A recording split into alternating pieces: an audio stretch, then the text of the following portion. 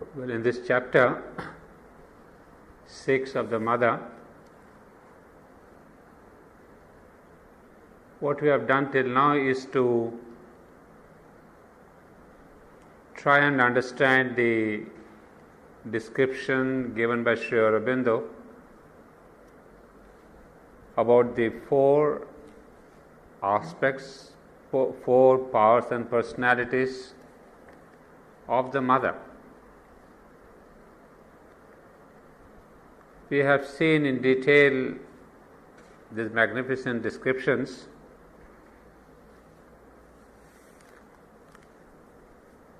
and I thought maybe it is important to understand, at least as much as possible, the difference between these four aspects of the Mother and the 12 attributes, because I feel there has been some kind of a confusion regarding these attributes, because various terminology has been used for describing these 12 attributes of the Mother. So I went through some of the literature, both in the agenda and the Mother's conversations and Sri Aurobindo's letters, trying to figure out what is the difference, or is there at all any difference, first of all, between the four aspects, the four powers and the 12 attributes. So I have actually prepared it in two stages. Prepared, it means the presentation is in two stages. One, I'd like to take you through the four aspects, but from a different angle.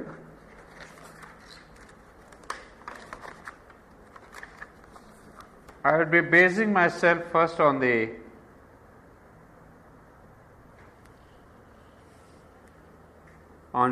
Mother's symbol,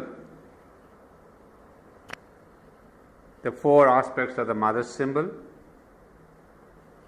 But before that, I think it's necessary to see one Sri Aurobindo symbol,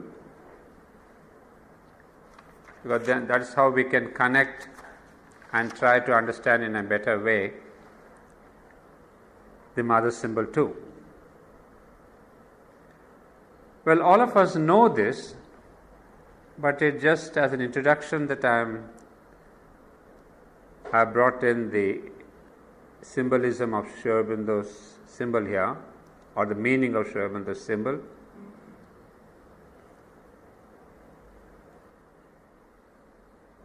You see, the descending triangle represents Sat, Chit and Ananda. Well, if I can show you, I don't have a pointer here, but it's not bad.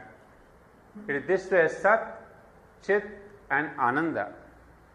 The descending triangle, Sat is the left one, Chit and Ananda, and then the ascending one represents the aspiring answer from matter under the form of life, light and love.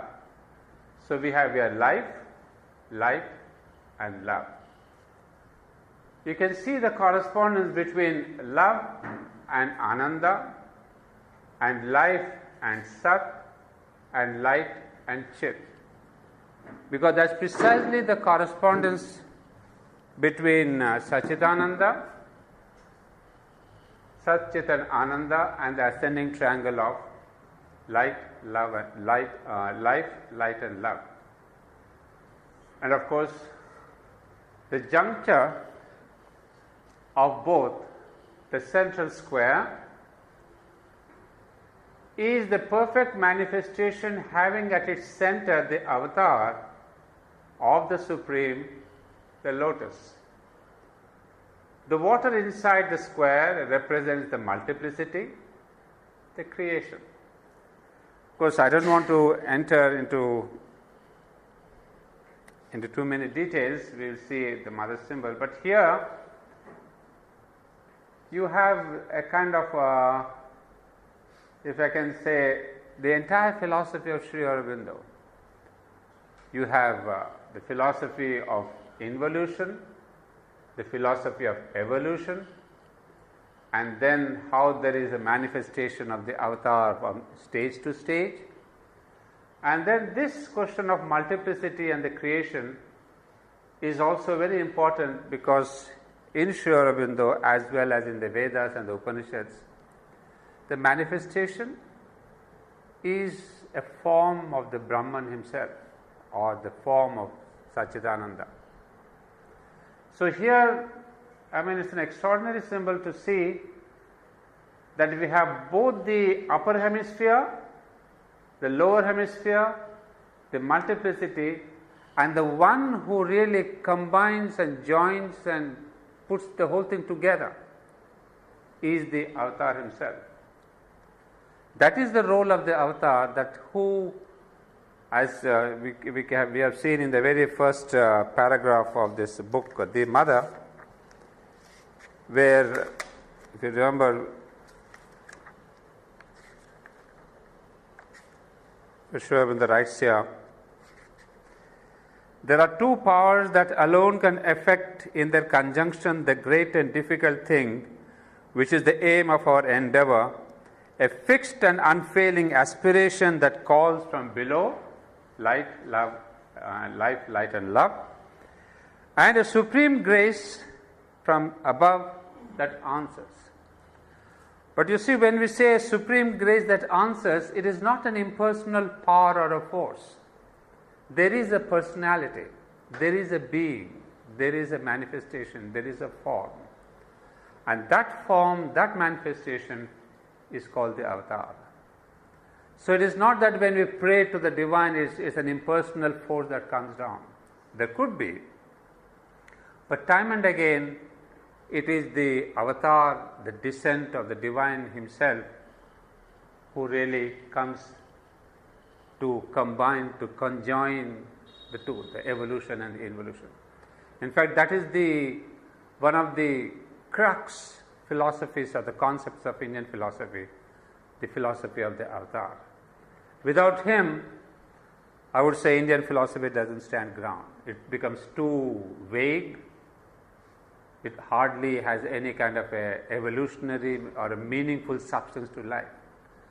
So the concept of avatar is very, very crucial in the Hindu philosophy or the Vedic philosophy. So that's why I'm amazed to see Sri Aurobindo's symbol here, that within one symbol you have almost the entire philosophy of Sri Aurobindo, and we can expand on that further, but I'm interested to go to the next one.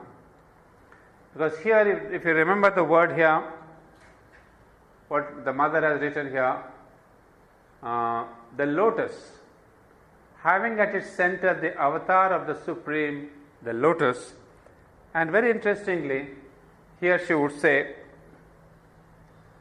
it is the mother symbol, it is a symbolic design of the white lotus of the Supreme Consciousness.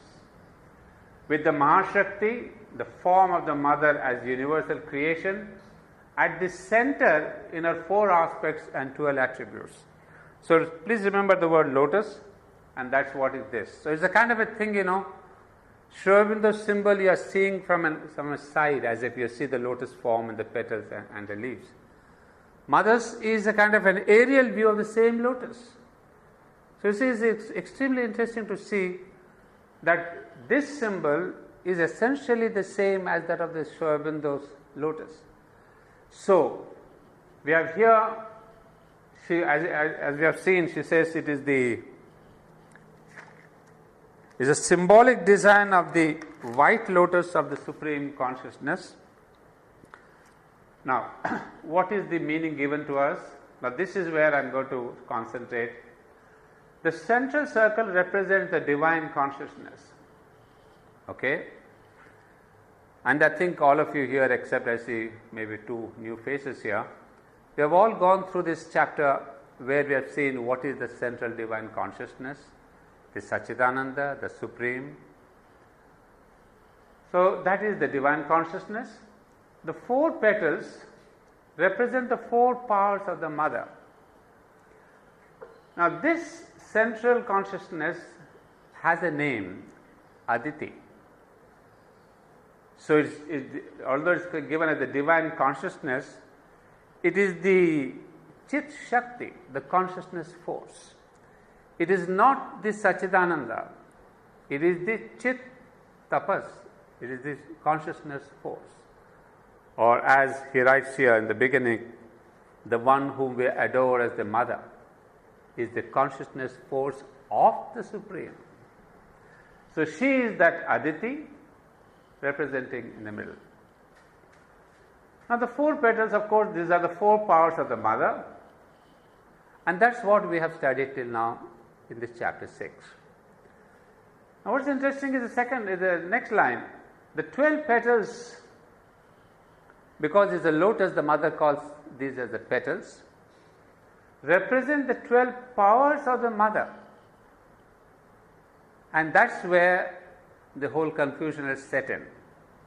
Because we are not able to understand, are these 4 powers the same as these 12 powers? But there is a clarification here, manifested for her work. That means these 12 powers are already manifest in this creation, in this evolution. So just as we have seen these 4 powers, the Maheshwari, Mahakali, Mahalakshmi, Mahasaraswati, are also manifested for the work of the mother. In fact, we have seen how she brings forth each of these aspects in each of these yugas, what we call in India the 4 yugas. So in the golden age, in the next age, in the Kali Yuga, in all these yugas, in each one of them we have seen there is one aspect of the mother which predominates. So these are 4 that are already manifest and helping this human evolution. Now the interesting question is, what about these 12 parts of the mother who are also manifested? I mean, they are part of the human evolution for her work. So many of us have called these as the 12 powers of the mother. And then for me the confusion came, then if these are the 12 powers, what's the difference between those 4 powers, the original powers and personalities as shown in the calls, and these 12 powers? So I started my research on this point. Where exactly do we stand with these powers? So we get a new hint from the mother. She says, it is a symbolic design of the white lotus of the Supreme with the Mahashakti at the center in her 4 aspects and 12 attributes. So for the first time we see she gives the clarification saying that these are 12 attributes. She doesn't use the word powers here. So what does it mean? The central circle represents the Supreme Mother, the Mahashakti. The 4 central petals are the 4 aspects of the Mother, and the 12 petals are 12 attributes. So she keeps now clarifying, and all the time she never uses again the word powers. That was the only time that she used was when she gave the symbolism and directly when she explained the symbol. Apart from that, in the rest of her classes, she has always mentioned the word 12 attributes. So now we begin to see that there is a difference, because here she calls it, 4 aspects, and previously she called them 4 aspects. You see, in both the quotations we have seen 4 aspects and 12 attributes. So now the mother is telling us that those 4 are different from these 12. And what does it mean? There's further clarification there. Now, I would like to take you a little into the first one, that is the very first quotation where we saw what this central circle represents the Supreme Mother, the Mahashakti. So, I will take you from the center, the Mahashakti, once again the 4 aspects, not in the detail that we have done in the last couple of months, but just in gist, and then bring you to the 12 aspects. So there are 3 ways of being of the mother: the Mahashakti. There are 3 ways of being of the mother, of which you can become aware when you enter into touch of oneness with conscious force that upholds us and the universe. Well, these are all taken from the same chapter that we read, chapter 6 from the mother. Now, these are the things, 3 ways of being of the mother. And the first one, he says, is the transcendent. So we have first to understand what is the meaning of the word Mahashakti. Meaning in the sense, what does Mahashakti represent? Because unless we understand the meaning of the word Mahashakti, which is, she has all the time repeated saying that the central circle represents Mahashakti. The first one, the transcendent, the original Supreme Shakti, she stands above worlds and links the creation to the ever unmanifest mystery of the Supreme. The one original transcendent Shakti, the mother stands above all the worlds and bears in her eternal consciousness the Supreme Divine. Now mark here one thing. The transcendent, of course, these 3 ways, of course, we have explained in the class: the transcendent, the universal, and the individual. Now, what is this transcendent mother? She stands above worlds and links the creation. That means she is beyond creation. See, it is the universal Mahashakti, the universal aspect, which is connected with this manifestation and creation. But the transcendent is above, who is, as it says, links the creation to the ever unmanifest mystery of the Supreme. If you remember our classes, I had given you this philosophy of the Tat and the Satchitananda, or we can say of the Tat and the Sat. Tat is the unmanifest, and Sat is the first form of manifestation. Sat is, in brief, we call it as Sat, Chit and Ananda. Now, it is this Aditi, it is the Supreme Mother, the Supreme Shakti, who has brought forth, who has been, if I can use a common word, the midwife of creation. From the womb of the unmanifest, the mysterious unmanifest mystery of the Supreme, it is Aditi who has delivered Satchidananda.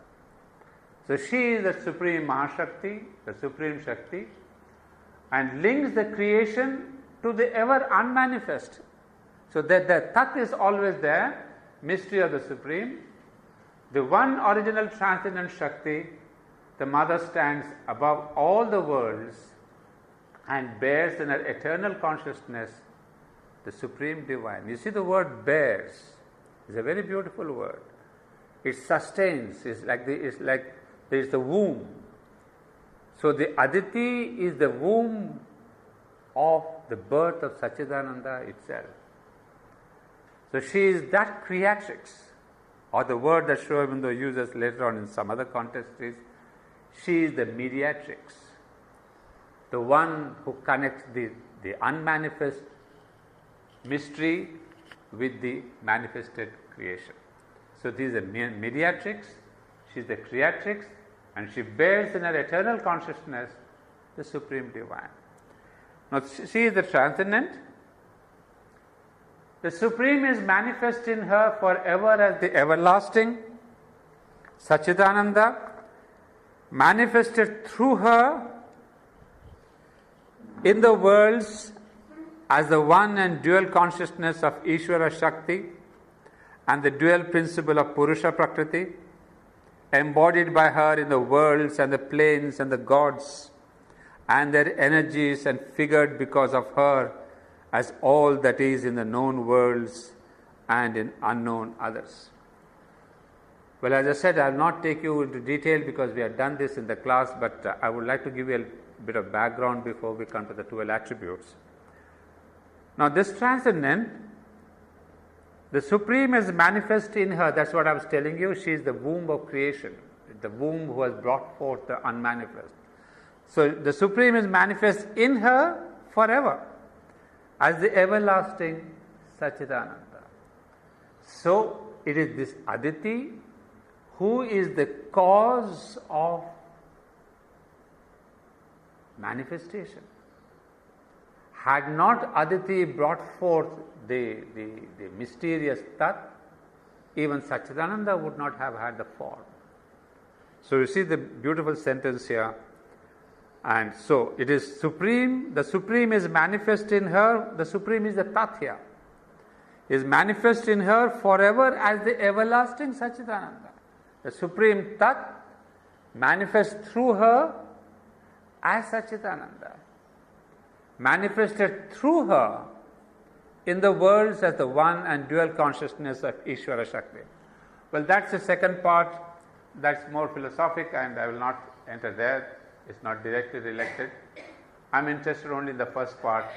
This we have done Ishvara Shakti and Purusha Prakriti and all that. So I'll take you to the next quote. Again, all is she, for all are parcel and portion of the divine consciousness, conscious force. Nothing can be here or elsewhere but what she decides and the Supreme sanctions. Nothing can take shape except what she, moved by the Supreme, perceives and forms after casting it into seed in a creating Ananda. Well, these are the very inspiring lines which I remember I had explained in detail. All is she, of course, the transcendent Mother. For all are parcel and portion of the divine consciousness. Nothing can be here or elsewhere but what she decides and the Supreme sanctions. So there is a kind of a relation that she creates, but there's always the sanction of the Supreme. And we have seen this same role or the similar role between Mother and Sri Aurobindo. I mean, you read especially the 12 years with Sri Aurobindo by Nirodharan. You read Sri Aurobindo's umpteen letters that are there in all these volumes, SABCL 22, 23, 24. You'll always see, or sometimes it's very obvious, where the letters are addressed to Sri Aurobindo and to the Mother, and Sri Aurobindo answers them. And Sri Aurobindo says, Mother has agreed with me, Mother agrees with me, or we have discussed. There's always an ultimate sanction is coming with Sri Aurobindo. But the Mother is this executrix. She executes the sanction of the Lord. So here we see nothing can take shape except what she, moved by the Supreme, perceives and forms after casting it into seed in a creating Ananda. So that is the fundamental philosophy. Now it is no more philosophy. We see Sri Aurobindo putting it almost in the first person. You know, till now we can say the Upanishads tell us, the Vedas have told us, or this Shankaracharya tells us, or Ramanuja. We are quoting other acharyas, other books. But here we have Sri Aurobindo himself, out of his own experience, telling us almost in the first-hand experience. So it becomes much more alive, much more charged with meaning and consciousness and force. is no more a kind of a hearsay, it is no more a kind of a book knowledge. It is the first-hand experience. So after that, we see now the second aspect is the universal. Now here comes the word Mahashakti. That's the same word that was used in the symbol when we said, explaining the symbol, Mother says, it is a symbolic design of the white lotus of the Supreme Consciousness with the Mahashakti at the center. So the word used is Mahashakti. So Mahashakti is not the transcendent. Mahashakti is this universal aspect. So, universal, the cosmic Mahashakti, she creates all these beings and contains and enters, supports and conducts all these million processes and forces. So now we are getting closer to what we want to say about the 12 attributes, but still it's just the beginning. The beginning is, it is the second aspect of the Mother, the universal aspect, where it says, creates all these beings, contains and enters. You see, these are not just words, try to understand. Contains and enters, there is a whole world of difference between these two words. You see, I contain things. That means there is this embracive attitude that everything is in the womb of the Mother. She contains this whole universe.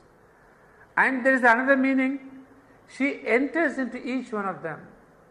It is as we said in the Upanishads, that all this is Brahman. Brahman is in all and Brahman is all. The triple formula of the Upanishads. All this is Brahman. Brahman is in all and Brahman is all. So every matter, every book, every little atom that we see is Brahman himself. And yet the beautiful relation is, he is there within each one of it as a conscious force, as a conscious power, what we call the soul, what we call the psychic being, the human. I mean, it's a wonderful description, the triple formula that we say of the Vedas. So we see the same formula here, contains and enters and supports and conducts all these million processes. Well, that is this universal aspect. We have one more line here, again about the Mahashakti. It says, the Mahashakti, the universal Mother, works out whatever is transmitted by her transcendental consciousness from the Supreme and enters into the worlds that she has made. Her presence fills and supports them with the Divine Spirit and the divine all-sustaining force and delight without which they could not exist. This is a greater detail of the same concept, but let me go through that because I'm trying to understand the word Mahashakti. What is this concept? So we see the Mahashakti works out whatever is transmitted by her transcendental consciousness. This is very important for us to understand the word transmitted. So, how do we place the whole thing? Is it divine hierarchy? That's why she always believed in hierarchy. I mean, I remember in that volume 12 in questions and answers or answers to aspiration group, from Aurobindo, there was a group of people who used to go to the Mother in those early days. And I think it's then or some other message where she explains the hierarchy. She says even in Aurobindo there has got to be a hierarchy, but not a hierarchy of power, but a hierarchy of consciousness. Because she says the whole creation itself is a hierarchy of consciousness. And that we find here, that whatever is transmitted by her own transcendental consciousness. So the transcendent brings down what needs to be executed. And it is this Mahashakti, the universal Mother, who works out. She doesn't work out on her own. Whatever she gets the commission from her own higher aspect, she works it out from the Supreme and enters into the worlds that she has made. You see, we didn't see the transcendent making the worlds. It's the universal, because as we said, she contains, she supports, she enters. So it's this aspect that is the most important for all of us, because that is the aspect, if you remember, I had explained about Ishvara Shakti. Ishvara Shakti is this aspect where we get into contact with the Mother. So when we speak about the Mother, whom we see here, so it is not the transcendent Mother. We are connecting ourselves with the universal Mother, the Mahashakti. And that's why this Mother, the universal Mother or the Ishvara Shakti, she is the bridge, as we said in the Life Divine, between Prakriti Purusha and Brahman Maya. That means between the transcendent and the individual, the bridge, the golden bridge, is this universal aspect. So that's the most important from the point of view of yoga, sadhana. Now coming back, her presence fills and supports them with the divine spirit and the divine all-sustaining force and delight, without which they could not exist. Now another description. Each of the worlds is nothing but one play of the Mahashakti. So the same universal Mahashakti, of that system of worlds or universe, who is there as the cosmic soul and personality of the transcendent Mother. Each is something that she has seen in her vision, gathered into her heart of beauty and power, and created in her Ananda. You see, every time we have the same thing, creating through her Ananda. Because Ananda is always the creative consciousness. Creation, any kind of creation, be it a beautiful painting or making a sculpture or making a little beautiful garden, it is always through the aspect of joy. And to give you a little example, what Linda does here, I'm sure, a thing of beauty created out of joy. You know that wherever there is joy, there is beauty and creation. But it has got to be sustained by some creating Ananda. So even on this transcendental level is saying that here, each is something that she has seen in her vision. Everything is seen and foreseen and gathered into her heart of beauty and power. Now there's one thing that I would like to, maybe I may be mistaken here, but that's what is my understanding. Each of the worlds is nothing but one play of the Mahashakti of that system of the worlds and universe, who is there as the cosmic soul and personality. Now what are the different personalities? Well, all of you have heard about the great mantra. Of course, I'm going to bring that somewhere toward the end of whatever. Well, we'll come to that slide later. You see, these are the different worlds, and in each world, she is the cosmic soul and personality. The highest one that we know is the Chaitanyamaya. Now, there is highest is the Satyamaya. There is because, as we have seen in our explanation, there is the Sadghana Loka. There is the whole universe of Satya. Satya. So where the Mother is known as Satyamaya, we have that famous prayer, Anandamaya, Chaitanyamaya, Satyamaya, Paramaya. So there is the Paramaya, the Supreme, the Transcendent. There is a Satyamaya, who is the cosmic soul and personality of the Sadghana Loka. That means the Loka, the world presided by Satya. Then she is the Chaitanyamaya, which in the world of Chidghana Loka, That means the whole world of consciousness alone. I mean, you see, it's difficult for us even to imagine in our wildest and biggest imaginations that there's a whole layer of worlds upon worlds. Of course, all of you have read here Savitri. You get some kind of a glimpse into these worlds in Savitri. So we have this material world, the vital world, the mental worlds, and then the other worlds. It goes on and on to the Sadgana Loka. So she has this aspect of Satyamai, Chaitanyamai, Anandamai.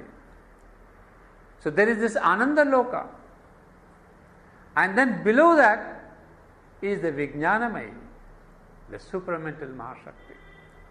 So you see, everywhere it is the mother who is presiding as the cosmic soul and personality of the transcendent mother. So you see, it is not, when it may be to begin with only a mental understanding,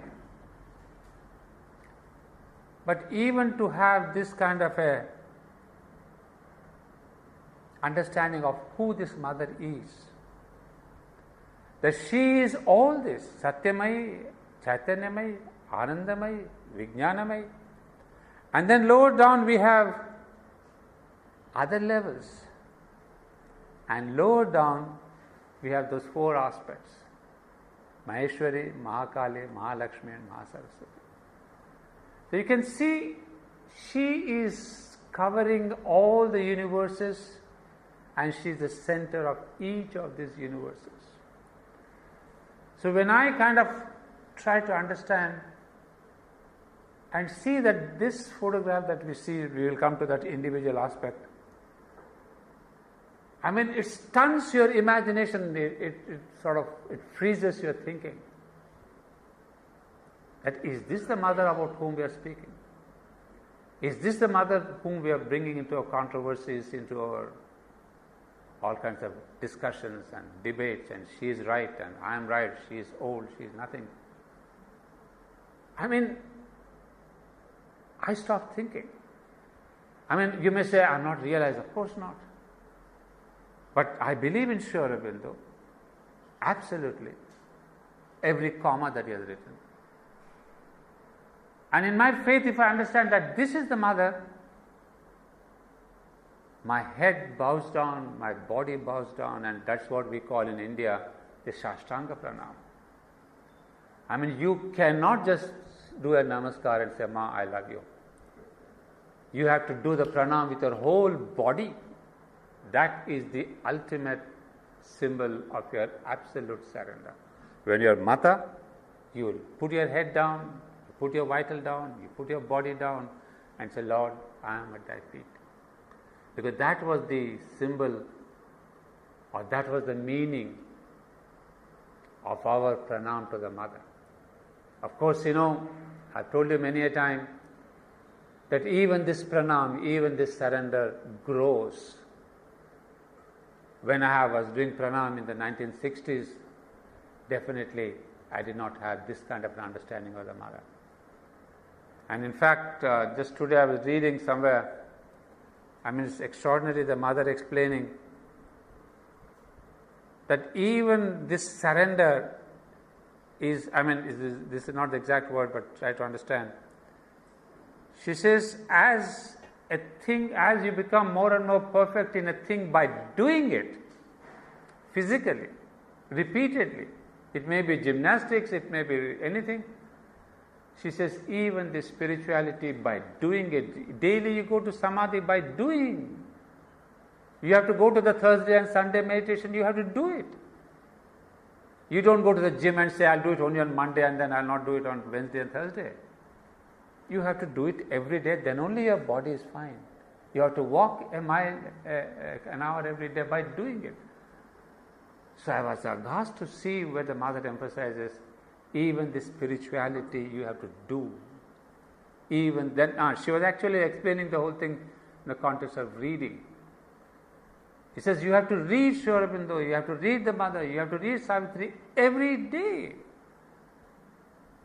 He says, nothing can come to you by just saying, wishing for it, oh Ma, I'm your great devotee, I'm your great child, last 50 years I've been in the ashram, quote and unquote. What have I done? Nothing. So this, I remember the word repetition. So yoga, you have to repeat. You go to the temple not just for the sake of, matha tekna, as we say in Hindi, and just to bow down your head.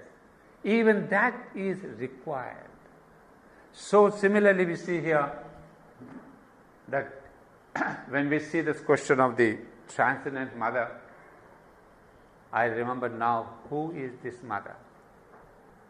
And therefore, we have to surrender repeatedly, not only every day, but every minute that you can remember.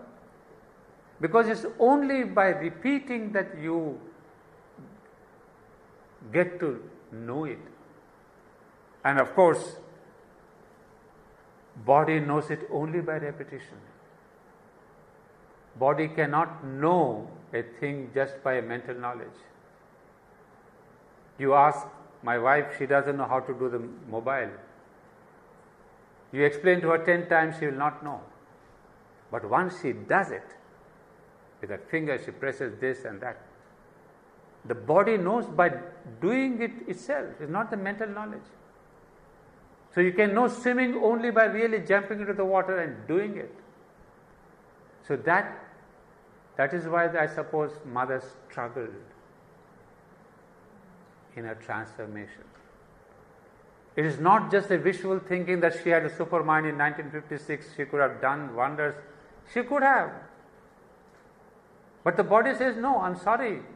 You have all the philosophies, all the light, all the super mind, fine. But I need to know in every cell of myself.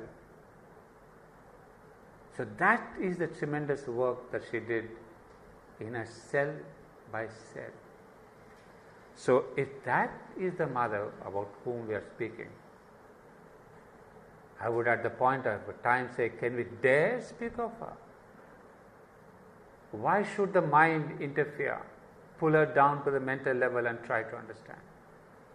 That's why I just keep to Mother and Master's quotations and I bow down and say, oh Lord, if you can make my mind a little open to receive thee. All knowledge we have to receive. We cannot speak about this consciousness ourselves. The third one, the mother as the Mahashakti of this triple world of ignorance, the mental, the vital and the physical, stands in an intermediate zone, intermediate plane between the supramental light, the truth life, the truth creation which has to be brought down here, and this mounting and descending hierarchy of planes of consciousness that like a double ladder laps into the nescience of matter and climb back again through the flowering of life and soul and mind into the infinity of the spirit. Well, as I said, I have done all this. You have CDs and VCDs. Ask my friend, you can see that. But that was a wonderful, I remember those lines, extraordinary meaning there. Well, now I'm interested to see the third aspect.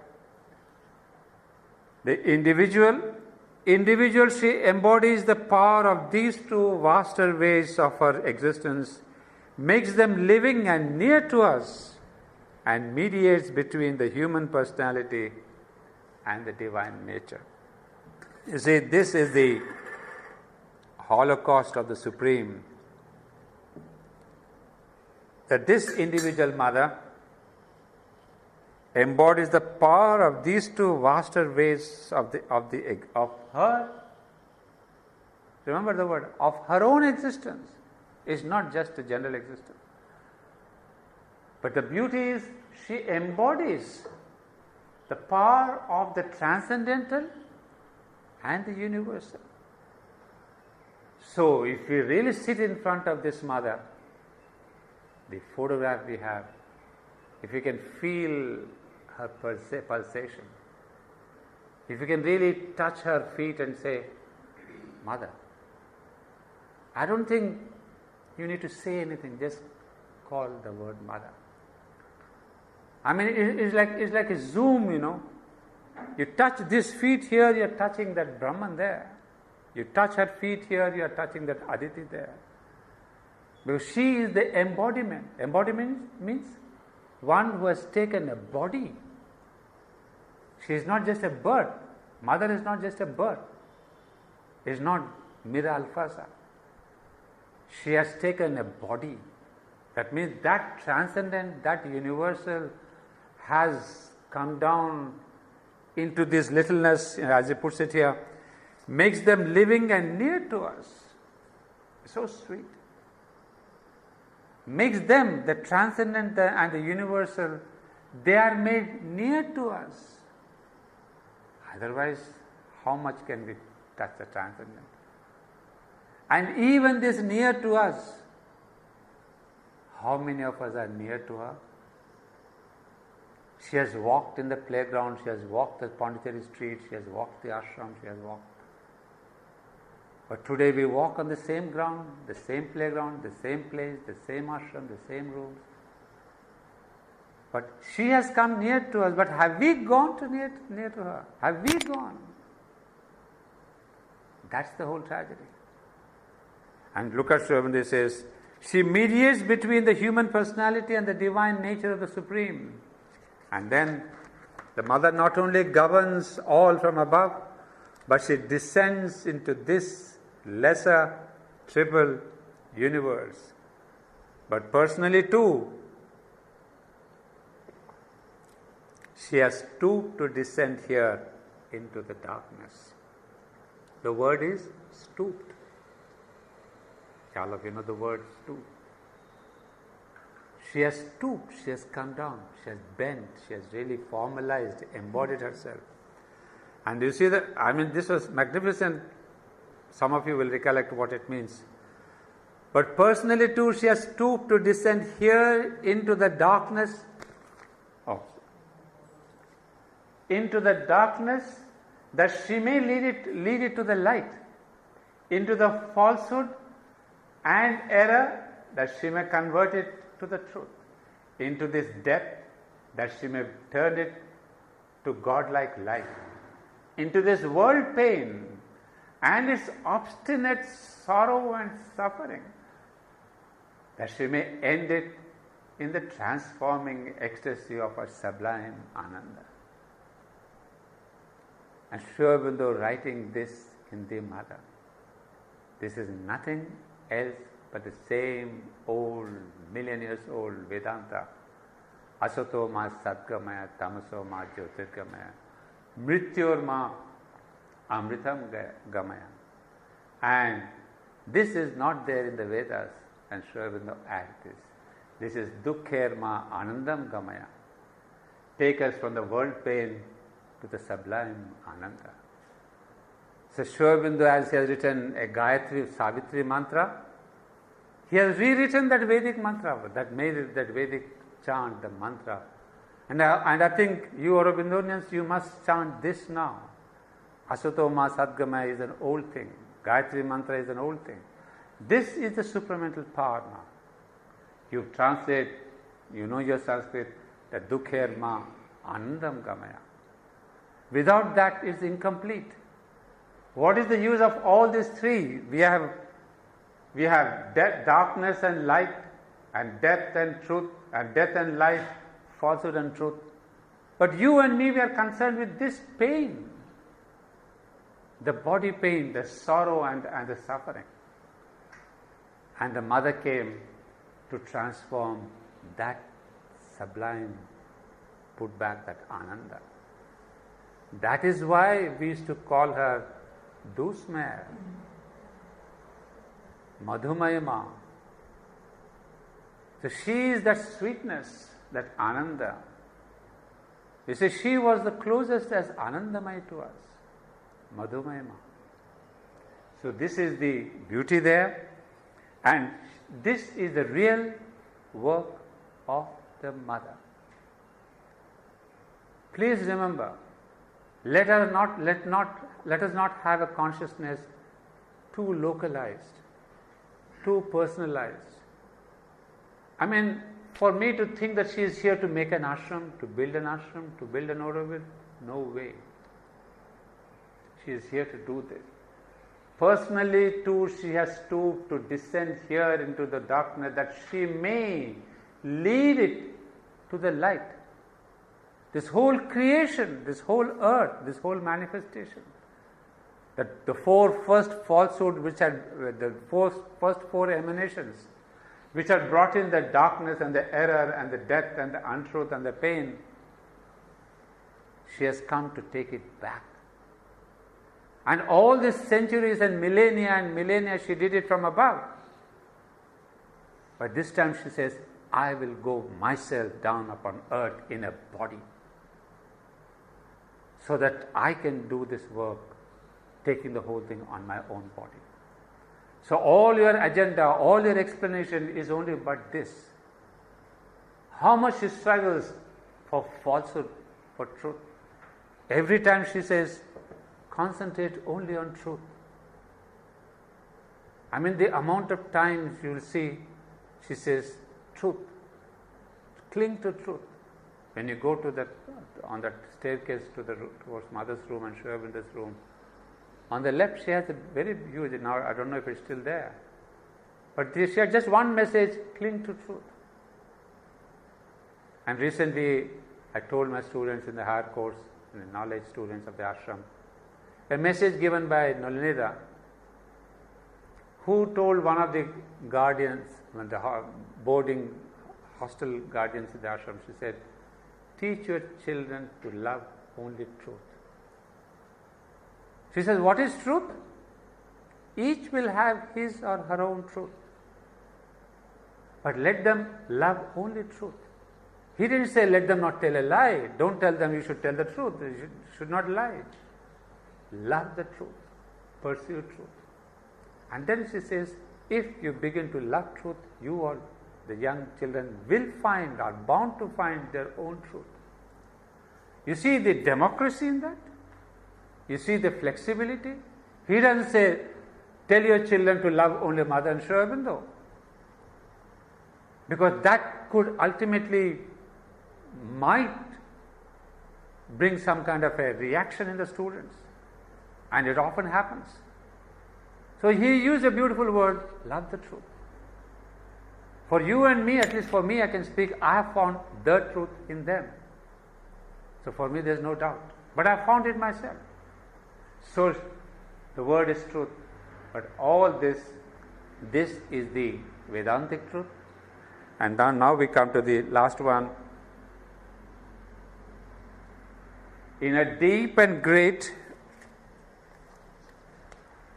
love for her children, she has consented to put on herself the cloak of this obscurity, condescended to bear the attacks and torturing influences of the powers of the darkness and the falsehood, born to pass through the portals of the birth that is a death, taken upon herself the pangs and sorrows and sufferings of the creation, since it seemed that thus alone could it be lifted to the light and joy and truth and eternal life.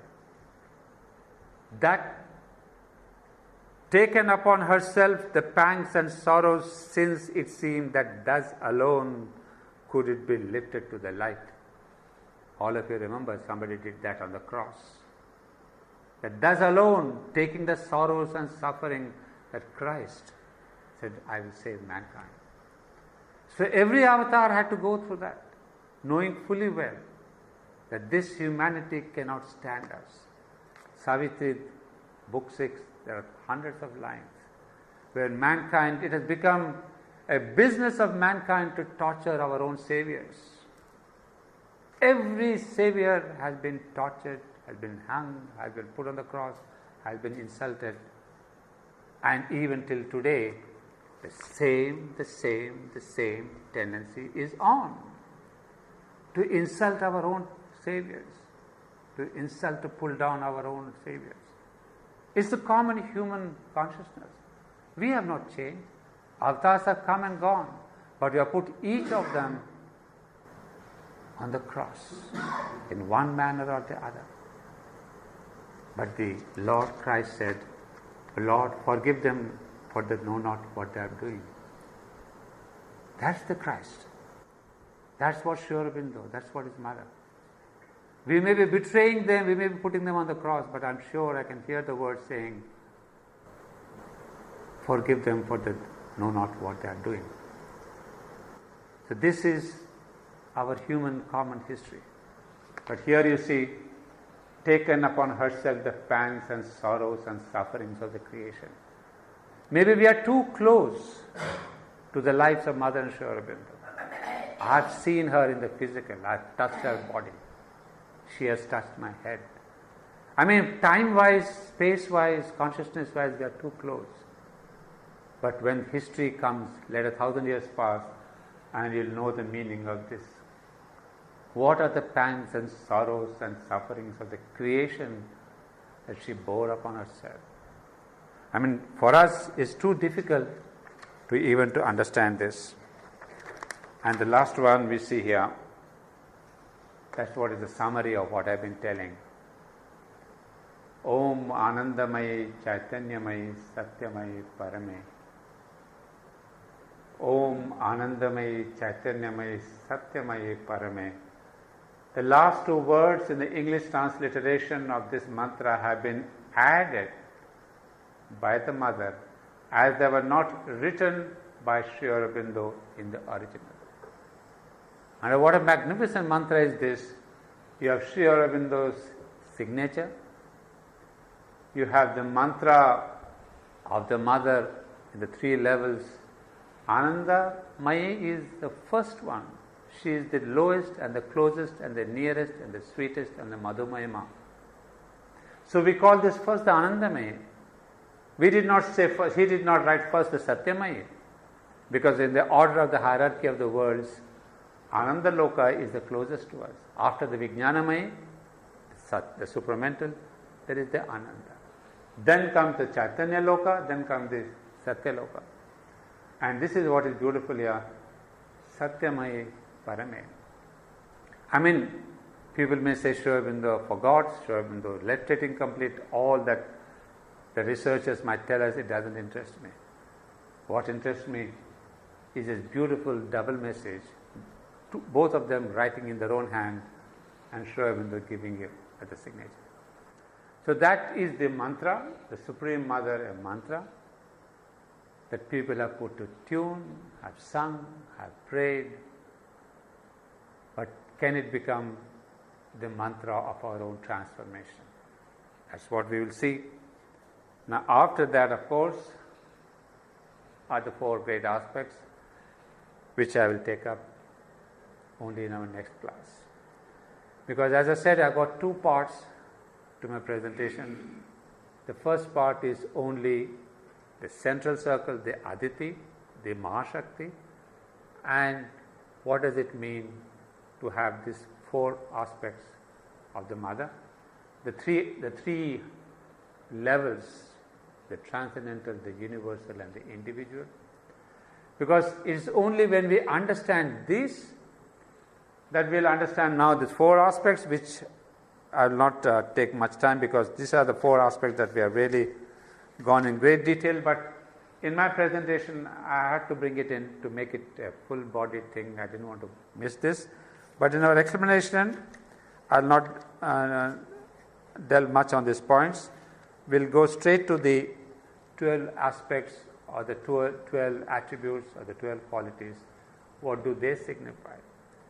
Because if we say they are the attributes, you see the word attributes, what does it signify? Because as I said, I started my talk saying, attribute is different from the person. Attribute is a characteristics that a person has. So I am a person, I may have some attributes, some characteristics. But my characteristics and me, we are two different things.